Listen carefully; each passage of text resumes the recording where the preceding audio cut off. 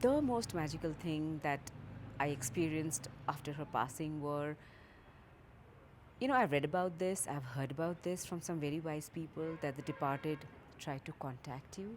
They let you know they want to soothe you because they too are hurting at having lost the connection with you.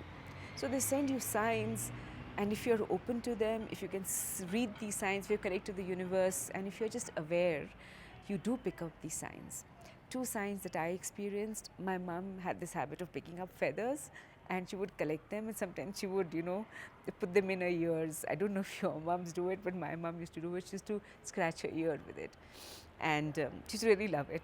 And one of these days, I was walking in this terrace over here, and a bird on this tree came and sat on this wall over here, and she gave herself the most vigorous shake, and some 5 6 feathers flew out towards me. And it may have been random, I don't know, but it's never happened to me before, and it's not happened in the last 12 days again. I think it was a sign of my mum letting me know that she's here to soothe me, she's here around. The second sign was she used to love birds and butterflies. And I was again walking in this terrace one day, and suddenly there was a huge flock of birds out of nowhere, and they just sat on this terrace and squeaked and squeaked.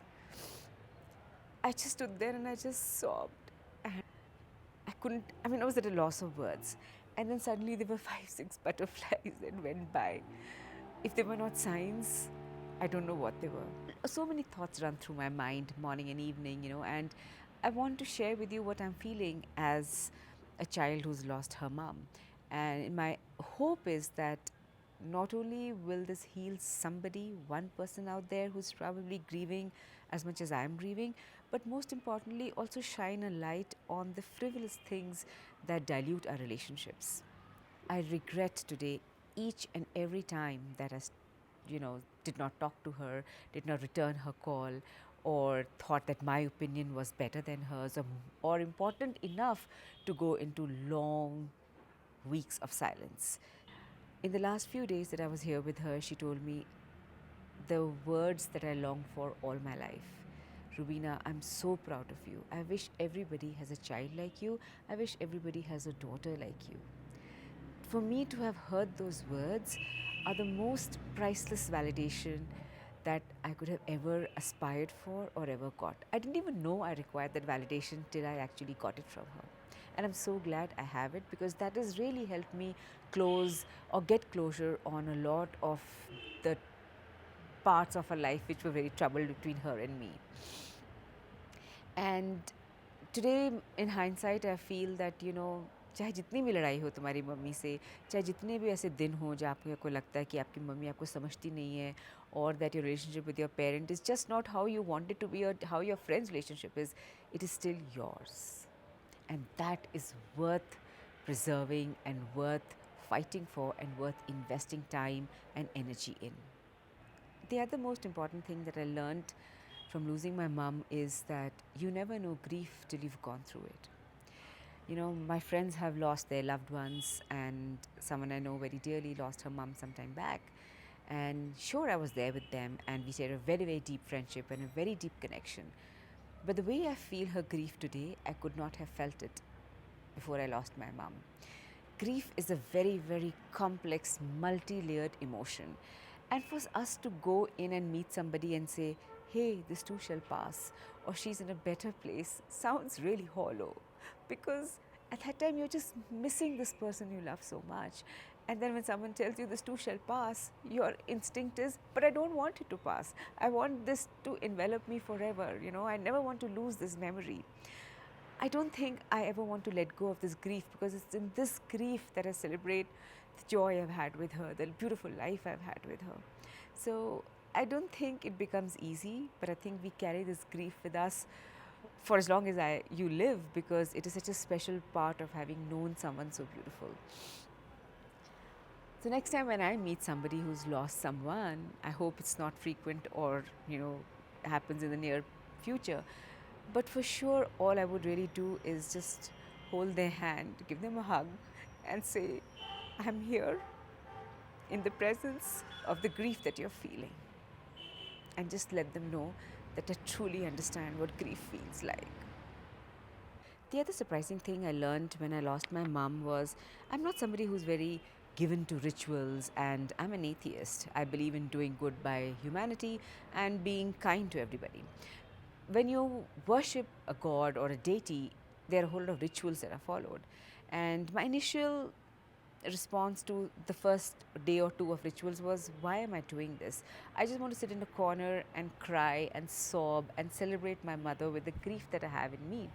Why am I sitting through this inane puja and chanting of rituals?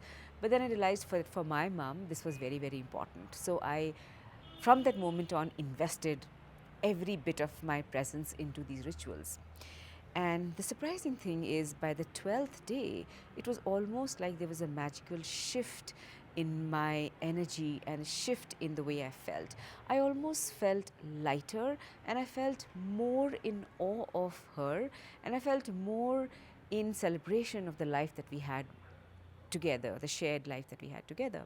You know, they say that our soul picks our parents. So, whatever the relationship was between her and me, good or bad, the soul had to learn those lessons, whether they were good or whether they were bad. And that's what makes this priceless journey so precious and priceless. And we are Rajputs, so there are so many, many rituals and so many things that have to be done. Some of these rituals during the chanting of her name over and again bring you to the edge of grief, and you feel your heart is going to explode with the pain. And then the soothing noise of the chant of the mantras also shine a light on the fact that, you know, there was a positive element to everything that you shared, and that maybe these rituals are meant as a scientific way to take you on an emotional upheaval, so that we are able to feel the depths of pain but also rise above it, and then move to a point where we're able to celebrate that life also. Because just like, you know, joy can numb you to the world and you sometimes get so lost in yourself, grief can also make you very acutely aware of life and the finer things that really go into making a good life. What I would say to anybody who's lost someone they loved is, open yourself to the universe. The departed do try to get in touch with you because they just want to let you know that they will always be forever around you. You see, the connection of the souls never goes away. And I know I'm sounding very spiritual and karmic, but it is a fact. Um, at least I really believe in the longer spiritual journey of our lives. And so, if we just open up ourselves to this energy and to the spirituality and the universe, the departed never really leave us. I look forward to connecting and hearing your stories in the comment box.